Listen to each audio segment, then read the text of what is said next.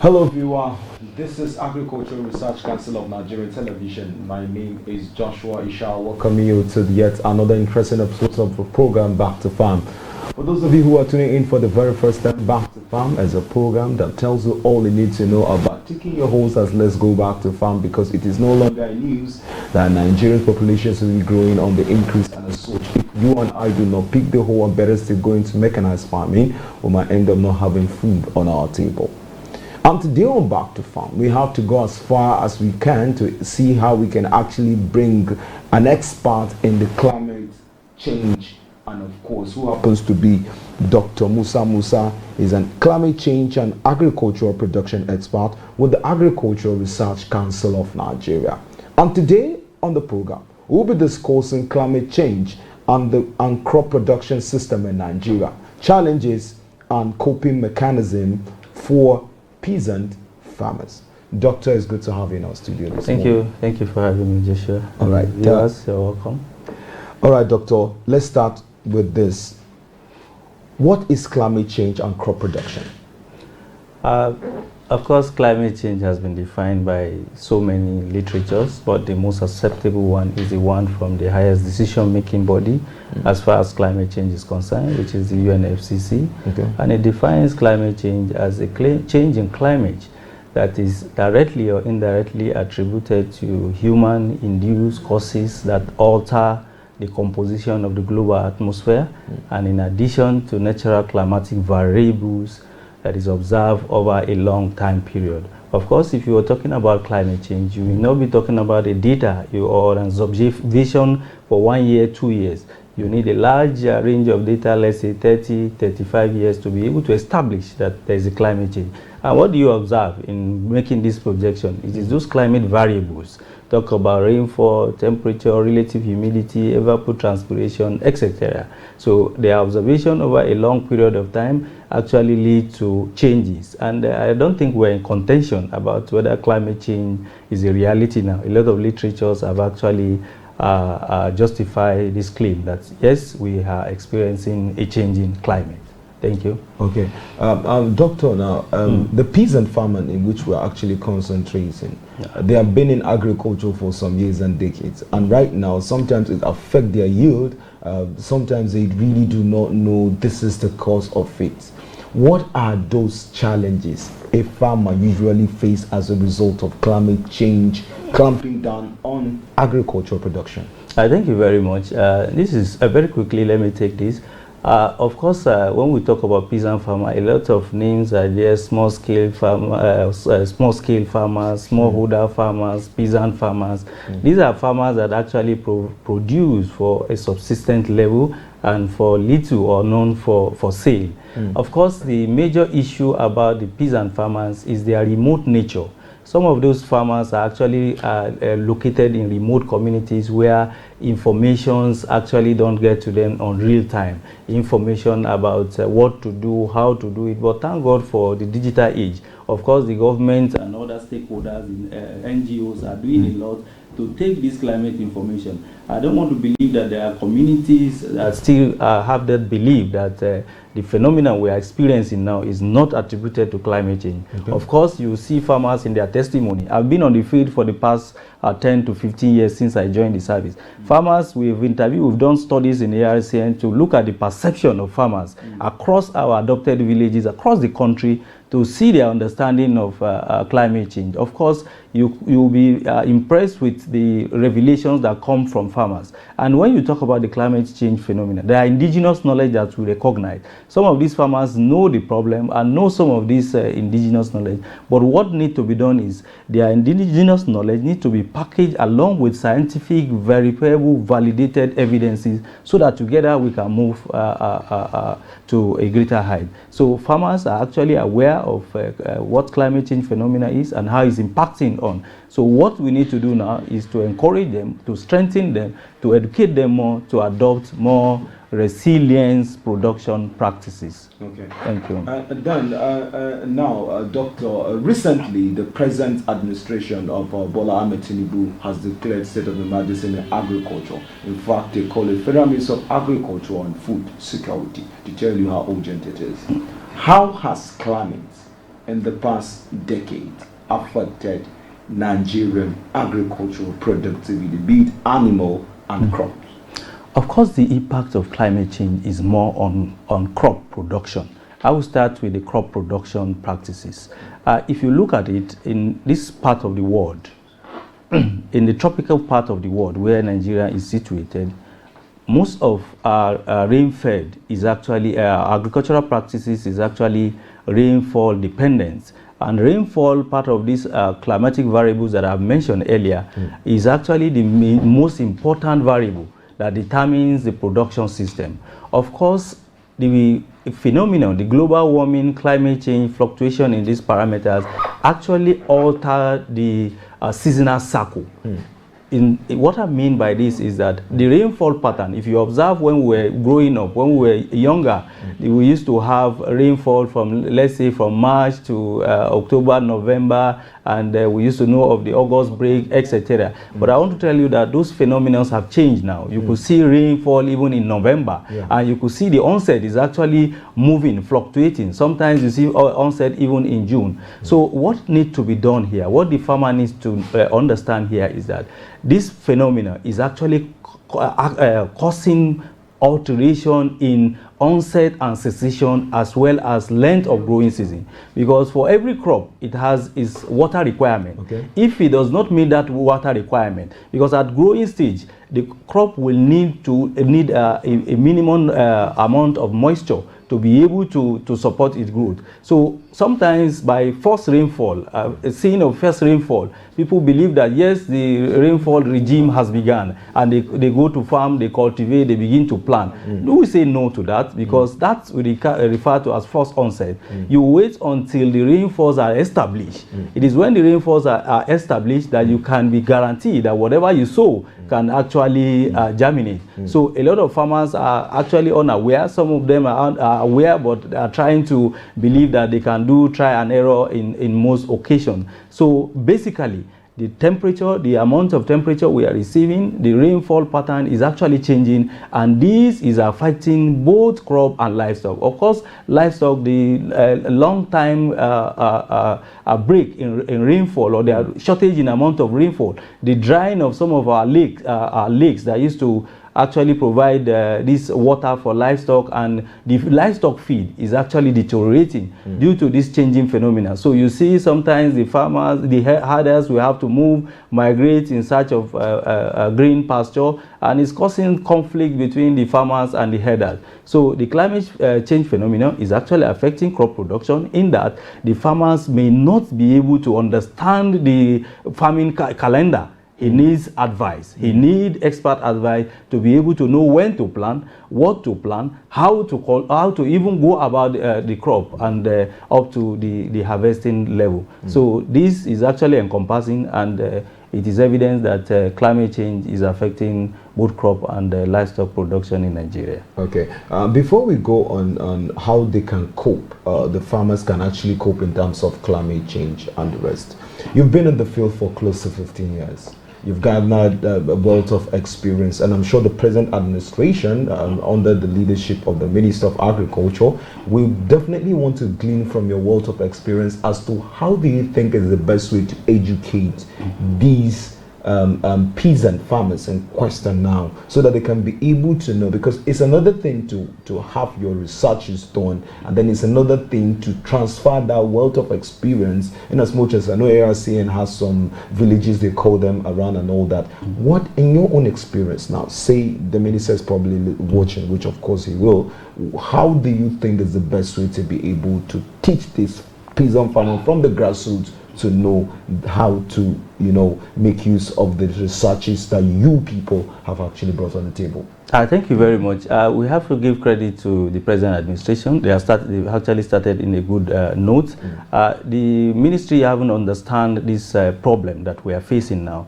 I've come up with a lot of initiatives, and one of those initiatives is that they want to encourage all year-round farming, because our agricultural production system is rain-fed, and after rainfall has ceased, what will happen? The little we have produced may not be sufficient for us for the rest of the year. So I'm aware that the government is actually going into with supporting wheat farmers into wheat production during the dry season period, and that will be supported by irrigation activities.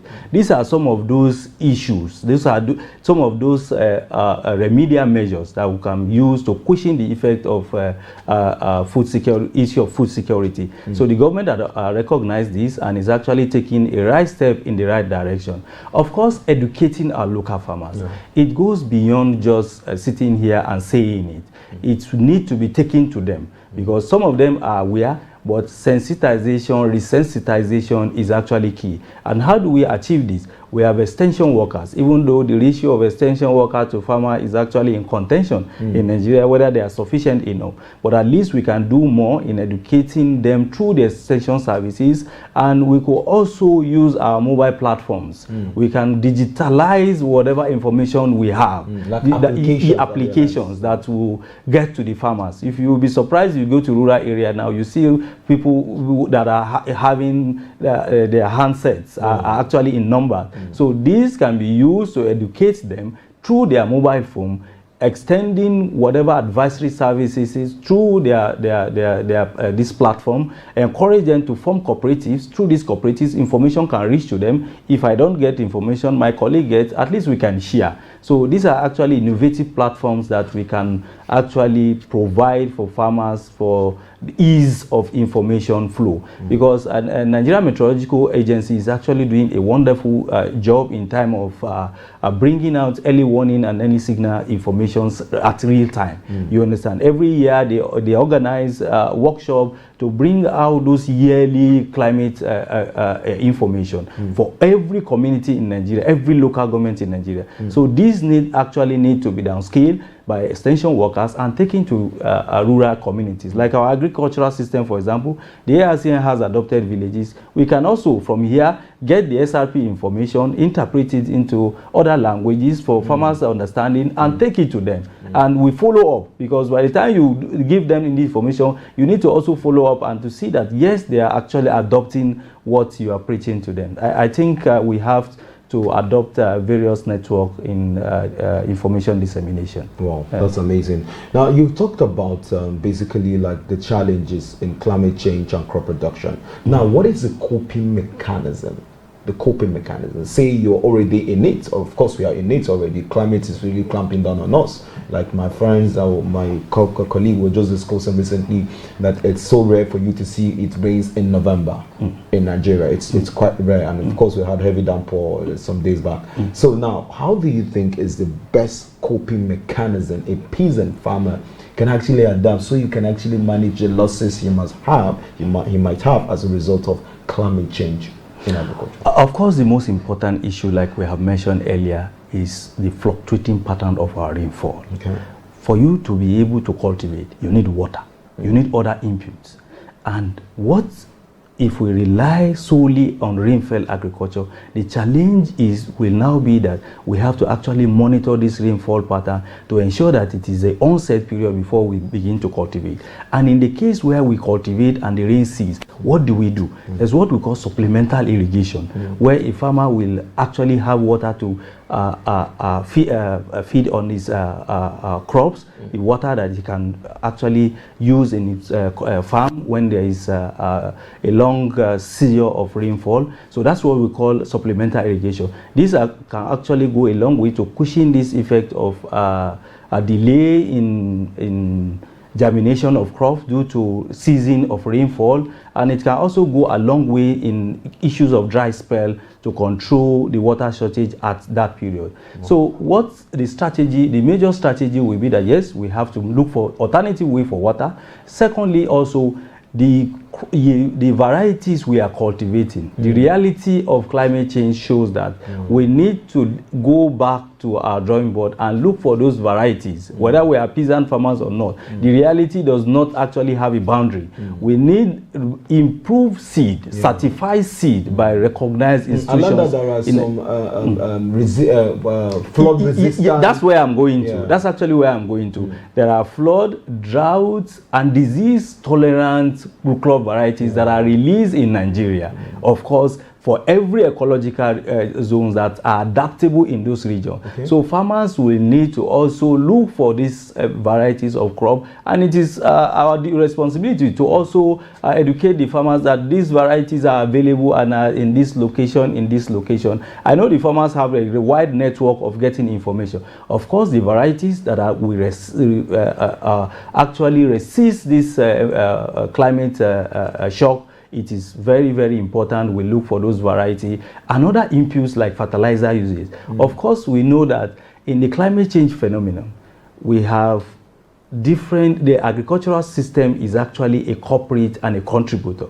So if you are actually using fertilizer, there is a requirement on how to use fertilizer. In fact, the clamor is for us to maintain a sound environment. We should move from inorganic fertilizer to more of organic fertilizer. So there are researches that are promoting organic fertilizer, there are organic pesticides. So we go green in nature. We get those things that are sustainable in nature. So the inputs are actually very, very important. The timing of planting, timing of whatever cultivation system is actually very, very important if we want to adapt or cope with the climate event. Of course, there are phenomena that are actually sometimes beyond control, like the flood.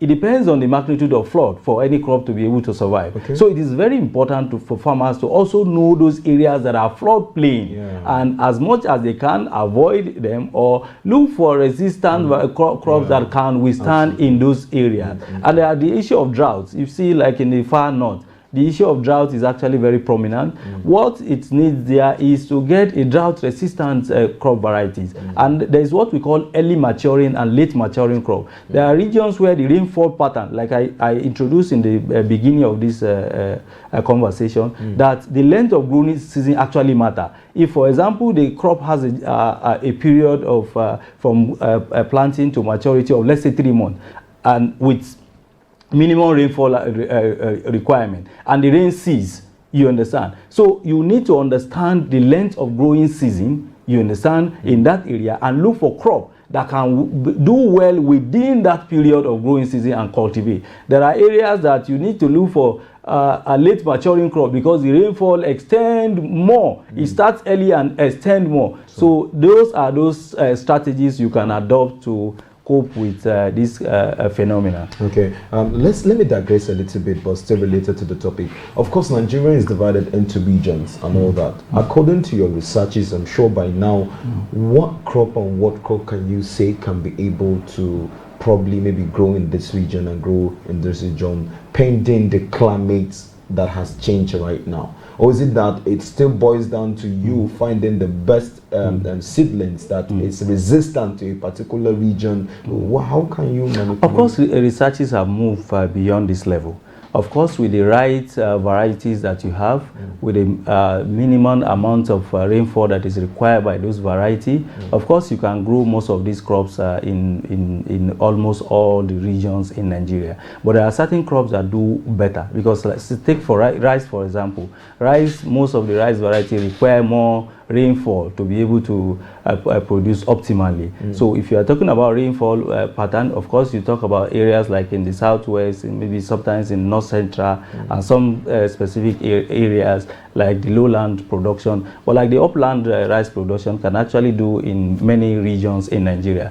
I've actually conducted a research in north central Nigeria to look at rice, sorghum and maize, and from these varieties of crop, it shows, my findings shows that it is actually the sorghum that does well with this present situation in Nigeria. And I'm actually in the north central, particularly where I conducted this research. And there are a lot of researches across like that have shown that this particular crop can do well with this condition. But with the varieties that the research institutes are producing now, they produce varieties and indicate that this variety will do well in this agroecology. It will do because we deal with agroecological zones when we are talking about zonation in agriculture. So when they produce, they will advise that this crop is adaptable in this agroecological zone based on XYZ reason that they have used to develop those crop varieties. So those are not information that are hidden It is clear when you go to purchase,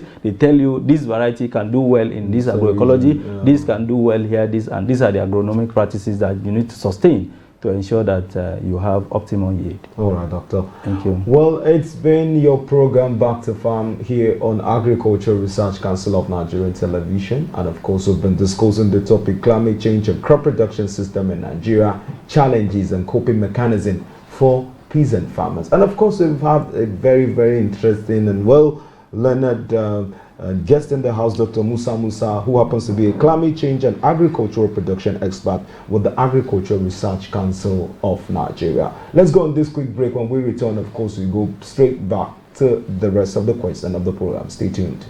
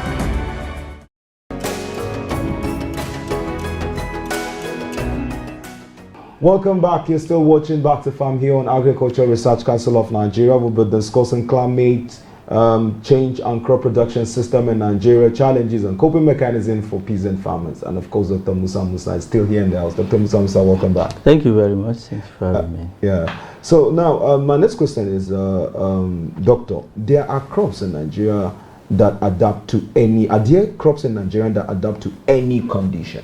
Most of these varieties that are produced, that are product of research, are actually they take into account those environmental conditions in each of these agroecologies. So they are developed based on those agroecological conditions in those areas. You understand? So I want to say that, of course, it depends on the variety of the crop and the magnitude of the challenge in those areas that will be able to say whether certain crop will actually resist. Of course, we have seen farmers where they got improved varieties, they planted in areas that they felt is safer or can withstand those crops, but the magnitude of the event, the disaster, was actually overwhelming, and those crops could not actually survive in those areas. So a proper planning of knowing the knowledge of that area and developing crop varieties that are resistant to those environmental conditions in those areas. Because if you know that this area, for example, there is wide range of pest and disease infestation, of course you develop crops that will resist to those particular diseases that are actually prominent in those areas, and these are all product of research. So I don't want us to believe that all crop can grow in all regions, but it depends on the magnitude of those ecological problems in those areas. But on a good note, those crops are actually, if all the agronomic practices and the rainfall are sufficient, they should be able to grow in every ecological zones in Nigeria. Okay. Experts, or rather normally we're made to understand that deforestation, the burning of bush, has actually amounted to what affected the ozone layer, that is now clamping down on the climate. Are there any other factors aside that, or how factual is the fact that the ozone layer right now, as we speak, they say it's broken, that's because they believe it's the blanket between the earth and whatever.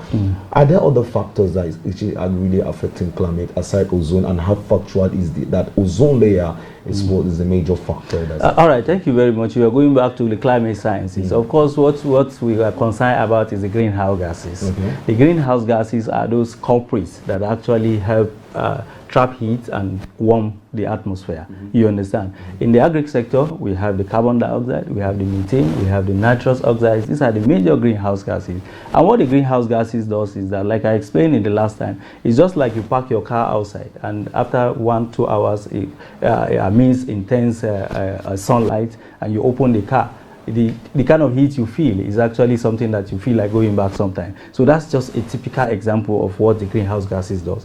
They serve as a blanket, actually trapping this long wave radiation that is supposed to go back to space, and thereby heating the atmosphere. And when they continue this way, they actually create what we call ozone hole.